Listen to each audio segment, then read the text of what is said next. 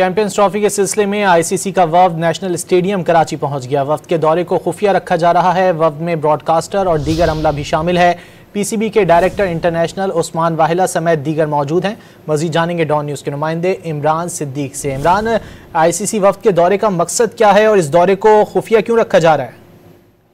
हाँ जी, बिल्कुल मकसद तो सिंपल है कि चैंपियंस ट्रॉफी 2025 जो कि पाकिस्तान में होनी है उसके इंतजाम का जायजा लेना है। और एक मरतबा फिर ये आई थिंक तीसरी मरतबा आईसीसी का वक्त यहाँ पर आया है और यहाँ पर नेशनल स्टेडियम कराची में इंतजाम का जायजा लिया है, सिक्योरिटी का जायजा लिया है और ये फाइनल विजिट है। इसके बाद ये कज़ाफी स्टेडियम लाहौर और पिंडी स्टेडियम का भी विजिट कर सकते हैं, जिसके बाद एक रिपोर्ट मुरतब की जाएगी जो आईसीसी को भेजी जाएगी। लेकिन चैंपियंस ट्रॉफी की शेड्यूल का ऐलान जो है वो अभी तक सामने नहीं आया है।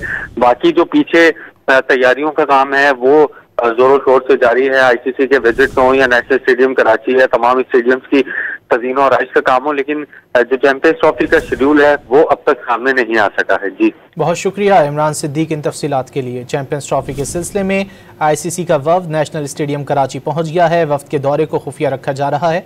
वफ्द में ब्रॉडकास्टर और दीगर अमला भी शामिल है। मज़ीद खबरों के लिए देखते रहिए डॉन न्यूज़।